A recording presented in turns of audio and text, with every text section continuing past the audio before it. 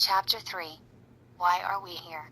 Before coming to the fellowship of Nabt, we could not manage our own lives. We could not live and enjoy life as other people do. We had to have something different, and we thought we had found it in drugs. We placed their use ahead of the welfare of our families, our wives, husbands, and our children. We had to have drugs at all costs. We did many people great harm, but most of all we harmed ourselves. Through our inability to accept personal responsibilities, we were actually creating our own problems. We seemed to be incapable of facing life on its own terms. Most of us realized that in our addiction we were slowly committing suicide, but addiction is such a cunning enemy of life that we had lost the power to do anything about it. Many of us ended up in jail, or sought help through medicine, religion, and psychiatry. None of these methods was sufficient for us. Our disease always resurfaced or continued to progress until, in desperation, we sought help from each other in Narcotics Anonymous. After coming to Nabt, we realized we were sick people. We suffered from a disease from which there is no known cure. It can, however, be arrested at some point, and recovery is then possible. We are addicts seeking recovery. We used drugs to cover our feelings, and did whatever was necessary to get drugs. Many of us woke up sick, unable to make it to work, or went to work loaded. Many of us stole to support our habit. We hurt the ones we loved. We did all these things and told ourselves, I can handle it. We were looking for a way out. We couldn't face life on life's terms. In the beginning, using was fun. For us, using became a habit and finally was necessary for survival. The progression of the disease was not apparent to us.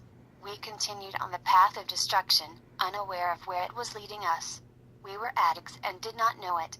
Through drugs, we tried to avoid reality, pain, and misery. When the drugs wore off, we realized that we still had the same problems, and they were becoming worse. We sought relief by using again and again, more drugs, more often. We sought help and found none. Often doctors didn't understand our dilemma. They tried to help by giving us medication. Our husbands, wives, and loved ones gave us what they had and drained themselves in the hope that we would stop using or would get better. We tried substituting one drug for another, but this only prolonged our pain. We tried limiting our usage to social amounts without success. There is no such thing as a social addict. Some of us sought an answer through churches, religions, or cultism. Some sought a cure by geographic change. We blamed our surroundings and living situations for our problems. This attempt to cure our problems by moving gave us a chance to take advantage of new people. Some of us sought approval through sex or change of friends.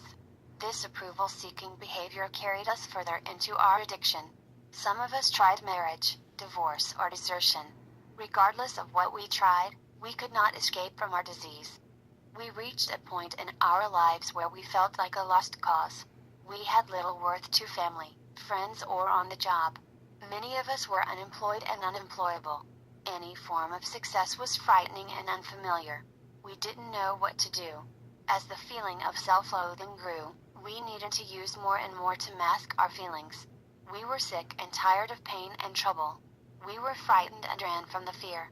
No matter how far we ran, we always carried fear with us. We were hopeless, useless, and lost. Failure had become our way of life, and self-esteem was non-existent.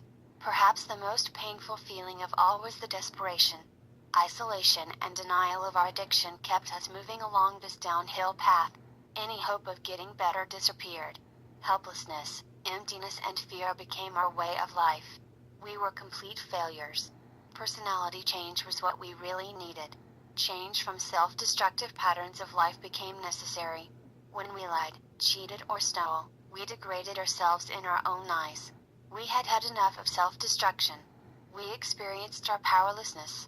When nothing relieved our paranoia and fear, we hit bottom and became ready to ask for help. We were searching for an answer when we reached out and found Narcotics Anonymous.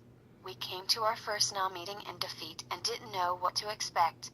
After sitting in a meeting, or several meetings, we began to feel that people cared and were willing to help.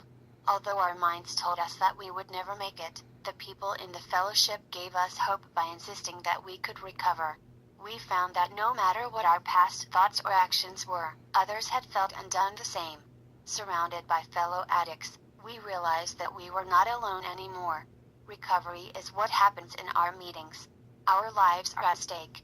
We found that by putting recovery first, the program works. We faced 3 disturbing realizations. 1. We are powerless over addiction and our lives are unmanageable. 2. Although we are not responsible for our disease, we are responsible for our recovery. 3. We can no longer blame people, places and things for our addiction.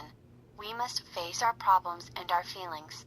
The ultimate weapon for recovery is the recovering addict. We concentrate on recovery and feelings, not what we had done in the past. Old friends, places and ideas are often a threat to our recovery. We need to change our playmates, playgrounds and playthings. When we realize that we are not able to manage without drugs, some of us immediately begin experiencing depression, anxiety, hostility and resentment. Petty frustrations, minor setbacks and loneliness often make us feel that we are not getting any better. We find that we suffer from a disease, not a moral dilemma. We were critically ill, not hopelessly bad. Our disease can only be arrested through abstinence. Today, we experience a full range of feelings. Before coming into the fellowship, we either felt elated or depressed. Our negative sense of self has been replaced by a positive concern for others. Answers are provided, and problems are solved. It is a great gift to feel human again. What a change from the way that we used to be. We know the Nabt program works.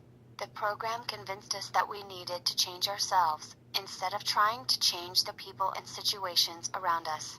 We discovered new opportunities. We found a sense of self-worth. We learned self-respect.